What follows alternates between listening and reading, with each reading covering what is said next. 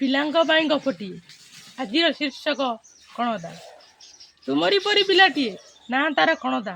ଆମେ ସାଧାରଣତଃ ଛୋଟ ଜିନିଷକୁ ଗୁରୁତ୍ୱ ଦେଉନାହିଁ। ଛୋଟ ବୋଲି ତାହାକୁ ତୁଚ୍ଛ ଦୃଷ୍ଟିରେ ଦେଖୁ, ଏପରିକି ତାତ୍ସଲ୍ୟ ବି କରୁ। କିନ୍ତୁ ସେଇ ଛୋଟ ଭିତରେ ବିରାଟ ବୀଜ ଲୁଚି ରହିଥାଏ। କଣଦାଙ୍କ କାହାଣୀ ଆମକୁ ଏହି କଥା କହେ।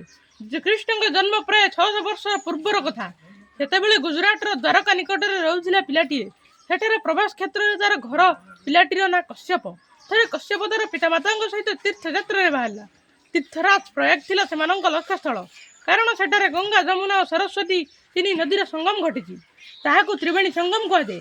ସେଠାରେ ସ୍ନାନ କଲେ ଅଶେଷ ପୁଣ୍ୟ ମିଳେ ବୋଲି ମଧ୍ୟ ବିଶ୍ୱାସ ରହିଛି। ସେହି ତ୍ରିବେଣୀ ସଙ୍ଗମରେ ପହଞ୍ଚିବା ପରେ କଶ୍ୟପଙ୍କର ପିତା ଓ ଅନ୍ୟମାନେ ଯାଇ ତ୍ରିବେଣୀ ସଙ୍ଗମରେ ସ୍ନାନ କଲେ। କିନ୍ତୁ କଶ୍ୟପ ଦେଖିଲା ସେଠାରେ ଚାରିଆଡ଼େ ଅରୁଆ ଚାଉଳର ଖୁଦ ଓ ଫୁଲ ବିଞ୍ଚି ହୋଇ ପଡ଼ିଛି। ସେଠାକୁ ଆସୁଥିବା ତୀର୍ଥଯାତ୍ରୀମାନେ ସେହି ସବୁ ଫୁଲ ଓ ଚାଉଳକୁ ବିଛିଛନ୍ତି। ସେପରି କଲେ ପୁଣ୍ୟ ମିଳେ ବୋଲି ସେମାନେ ବିଶ୍ୱାସ କରନ୍ତି। କଶ୍ୟପକୁ ତାହା ବହୁତ ଦୁଃଖ ଦେଲା। ସେ ଭାବିଲା, କେତେ ଖୁବ୍ ତୁଚ୍ଛଟାରେ ନଷ୍ଟ ହେଉଛି। କନ୍ଧରେ ପଡ଼ିଥିବା ଗାମୁଛାଟିକୁ ପାରି ସେ ଖୁଦ ଗୋଟାଇବାକୁ ଲାଗିଲା। ସେହି ଘଟଣାରୁ କଶ୍ୟପର ନାଁ ହେଲା କଣ ଭିକ୍ଷ ବା କଣ ଭୁକ୍। ସରଳ ଭାଷାରେ କହିଲେ ଖୁଦଖିଆ ପିଲା। ସେହିଦିନ ପିଲାଟି ଖୁଦ କଣା ଗୋଟାଉଥିବା ବେଳେ ସେଠାରେ ସୁମଶ୍ରମା ନାମକ ଜଣେ ଋଷି ଉପସ୍ଥିତ ଥିଲେ। ଅନ୍ୟମାନେ ତାକୁ ଖୁଦଖିଆ ପିଲା କହି ଚିଡ଼ାଉଥିବା ବେଳେ ସେ ପଚାରିଲେ, ଏଇ ଖୁଦକଣା ପରି ତୁଚ୍ଛ ଜିନିଷକୁ ତୁମେ କାହିଁକି ତୋଳି ଗୋଟାଉଛ? ପିଲାଟି କହିଲା, ମୁଁ କିନ୍ତୁ ଏହାକୁ ତୁଚ୍ଛ ଜିନିଷ ବୋଲି ଭାବୁନାହିଁ।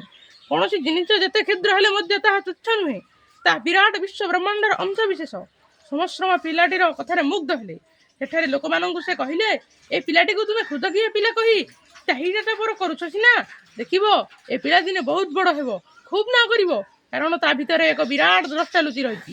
ସାମାନ୍ୟ ଖୁଦ କଣିକା ଭିତରେ ସେ ବିରାଟ ବିଶ୍ୱ ବ୍ରହ୍ମାଣ୍ଡକୁ ଦେଖିପାରୁଛି। ସେଇଠୁ ସୁମଶ୍ରମା ତା ନାଁ ଦେଲେ କଣଦା। କଣଦାଙ୍କ ପିଲାଦିନକୁ ନେଇ ଆଉ ଗୋଟିଏ କାହାଣୀ ଅଛି। ସେହି କାହାଣୀ ଅନୁସାରେ କଣଦା ଥରେ ଖଣ୍ଡିଏ ପିଠା ଖାଉଥିଲେ। ପିଠାକୁ ଛିଣ୍ଡାଇ ଛିଣ୍ଡାଇ ସେଥିରୁ ଖଣ୍ଡେ ଖଣ୍ଡେ ଖାଉଥିଲେ। ଏହି ସମୟରେ ତାଙ୍କ ମନକୁ ଆସିଲା, ଏମିତି ଛିଣ୍ଡି ଛିଣ୍ଡି ଏପରି ଗୋଟିଏ ସମୟ ଆସିବ, ପିଠା ଖଣ୍ଡକୁ ଆଉ ଛିଣ୍ଡାଇ ହେବ ନାହିଁ। ପିଠାର ସବୁଠାରୁ ଛୋଟ ଅଂଶ ଯାହାକୁ ଆଉ ଛୋଟ କରିହେବ ନାହିଁ। ତାହାର କ୍ଷୟ ବା ମୃତ୍ୟୁ ନାହିଁ। ତାହା ଅକ୍ଷୟ ଓ ଅବିନାଶୀ। ଏହି ବିଶ୍ୱ ବ୍ରହ୍ମାଣ୍ଡର ସବୁ ଜିନିଷ ଏମିତି ଏକ ଅକ୍ଷୟ ଓ ଅବିନାଶୀ ଅବସ୍ଥାରେ ଅଛି। ତାହା ମିଶି ମିଶି ଏହି ବିଶ୍ୱ ବ୍ରହ୍ମାଣ୍ଡ ଗଢ଼ା ହୋଇଛି। ଏହା ହିଁ କଣଦାଙ୍କ ଅଣୁ ଓ ପରମାଣୁ ତତ୍ତ୍ୱର ମୂଳ କଥା। ଏହି କଣଦା ପରେ ପରମାଣୁ ତତ୍ତ୍ୱର ପ୍ରବକ୍ତା ହେଲେ। ସାରା ପୃଥିବୀରେ ସେ ସର୍ବପ୍ରଥମ କହିଲେ ଯେ ଅଣୁ, ଇଂରାଜୀରେ ଯାହାକୁ ଆମେ ମଲିକ୍ୟୁଲ କହୁଛୁ, ଏବଂ ପରମାଣୁ, ଇଂରାଜୀରେ ଯାହାକୁ ଆମେ ଅଟମ୍ କହୁଛୁ, ବିଶ୍ୱ ବ୍ରହ୍ମାଣ୍ଡ ଏଥିରୁ ସୃଷ୍ଟି। ସାଧାରଣ ଭାବେ କୁହାଯାଏ ଯେ ଏହି ଅଣୁ ବା ପରମାଣୁ ତତ୍ତ୍ୱ ଗ୍ରୀସ୍ ଦେଶର ଡେମିକ୍ରିଟସ୍ ପ୍ରଥମେ ପ୍ରଚାର କରିଥିଲେ। ତାଙ୍କ ପରେ ଏପିକ୍ୟୁରିସ୍ ଏହା ପ୍ରଚାର କଲେ। ପରମାଣୁରେ ଜଗତର ସୃଷ୍ଟି ହୋଇଥିବା କଥା ପରବର୍ତ୍ତୀ ସମୟରେ ଲ୍ୟୁକ୍ରେସିଆଙ୍କ ଦର୍ଶନରେ ମଧ୍ୟ ମିଳେ। ମାତ୍ର ଡେମିକ୍ରିଟସ୍ଙ୍କ ସମୟ ଖ୍ରୀଷ୍ଟପୂର୍ବ 440। ସେମାନଙ୍କ ପ୍ରାୟ 150 ବର୍ଷ ପୂର୍ବରୁ କଣଦା ହିଁ ପ୍ରଥମେ ଏହି ତତ୍ତ୍ୱ କହିଥିଲେ।